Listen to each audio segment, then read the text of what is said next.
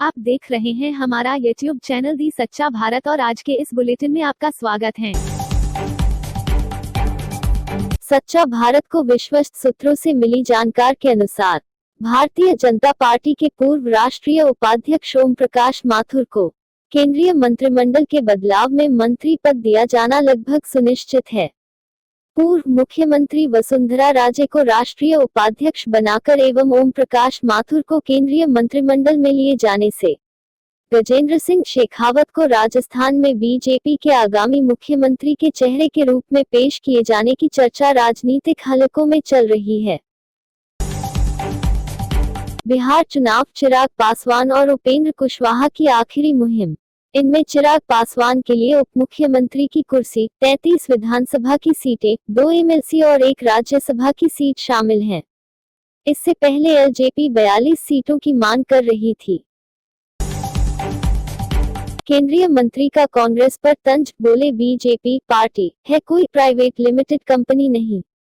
ग्वालियर, कांग्रेस द्वारा उपचुनाव में प्रत्याशियों की लिस्ट जारी करने पर बीजेपी नेता और केंद्रीय मंत्री नरेंद्र सिंह तोमर ने तंज कसा है।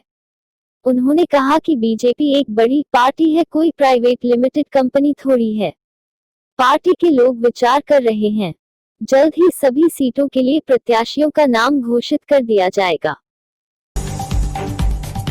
बिहार चुनाव 2020, रालोसपा ने क्यों छोड़ा यूपीए का साथ।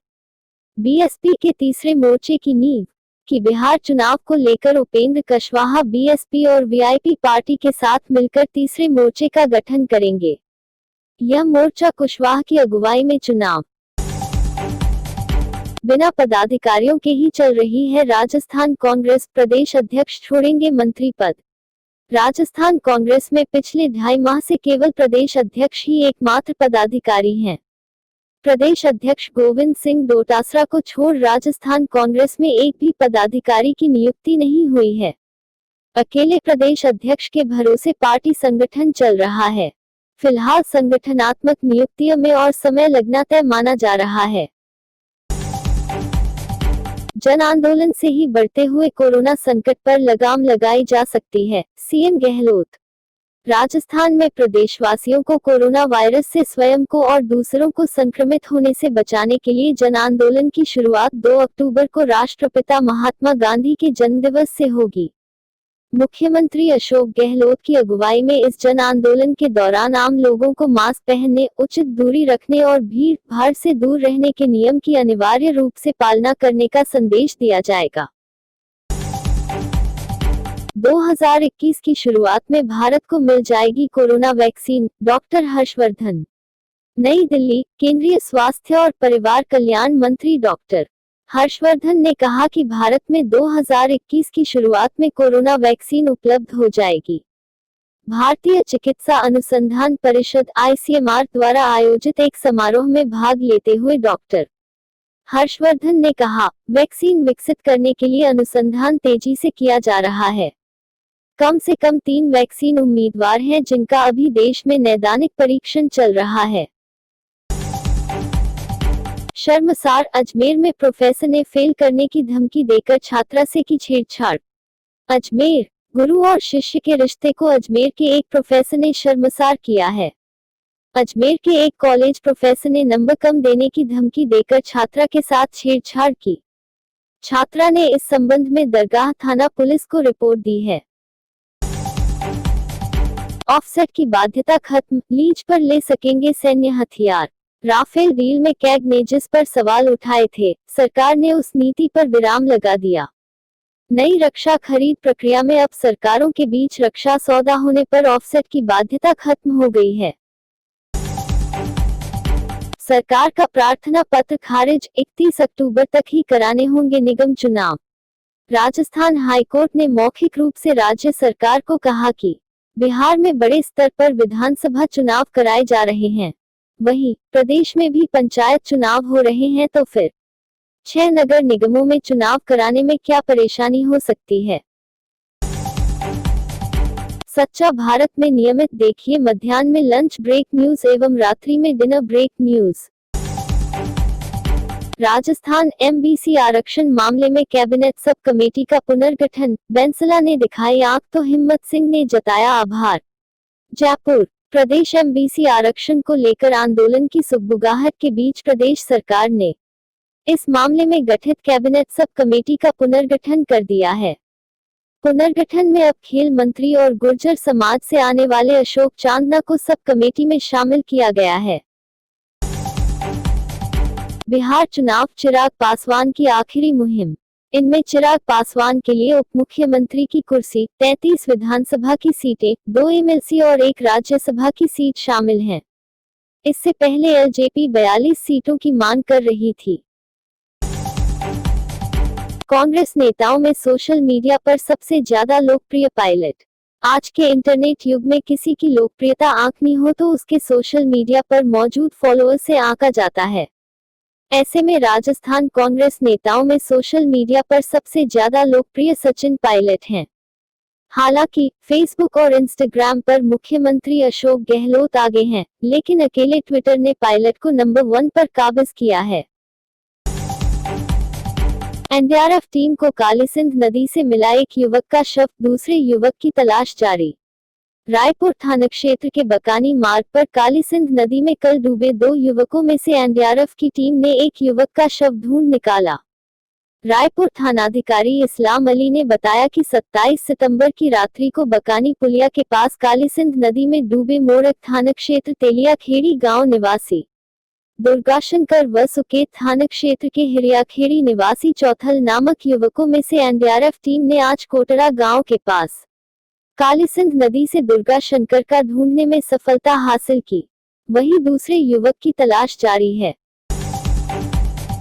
कुएं में कार्य करते केबल टूटने पर वृद्ध गिरा कुएं में, एसडीआरएफ टीम ने शव को निकाला बाहर। सुमेरपुर उपखंड क्षेत्र में हुआ एक और हादसा। कृषि कुएं में कार्य करते वक्त केबल टूटने पर एक वृद्ध गिरा कुएं में। एसडीआरएफ की टीम ने मौके पर पहुंचकर किया रेस्क्यू, वृद्ध का शव निकाला बाहर। उपखंड के खिवांदी गांव का मामला।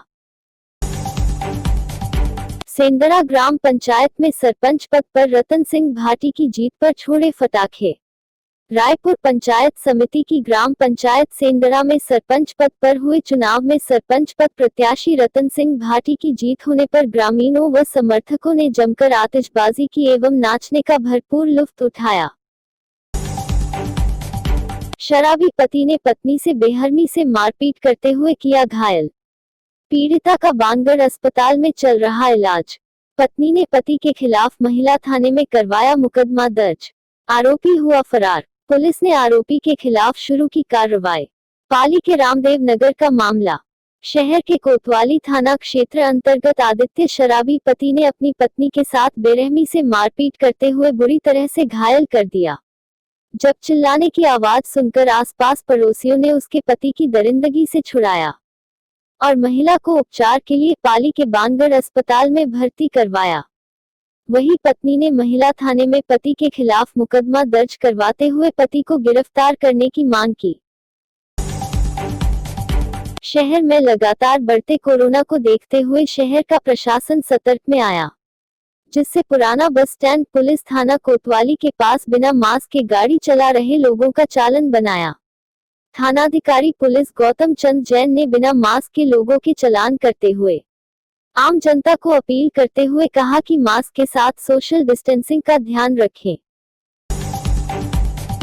मुख्यमंत्री गहलोत ने प्रदेश के सबसे बड़ी कृषि अनुसंधान केंद्र पाली जिले के रायपुर में खोलने की घोषणा की। रायपुर में लक्की तालाब के पास स्थापित होगा कृषि विज्ञान केंद्र। राजस्व विभाग को भूमि उपलब्ध और चिन्हित कराने के दिए निर्देश। कृषि विज्ञान केंद्र के लिए 82 बीघा भूमि में बनेगा क्षेत्र का सबसे बड़ा केंद्र। 37 बीघा में कृषि केंद्र और 82 बीघा में किसान कृषि प्रशिक्षण केंद्र बनेगा। इस केंद्र से उन्नत फसलों और सब्जियों की बम्पर पैदावार में मिलेगा लाभ। जोधपुर संभाग का सबसे बड़ा कृषि विज्ञान केंद्र निर्माण की कवायद हुई आरंभ। साई संस्था द्वारा स्वच्छता, कोरोना संक्रमण बचाव व यातायात व्यवस्था को लेकर प्रयास निरंतर जारी।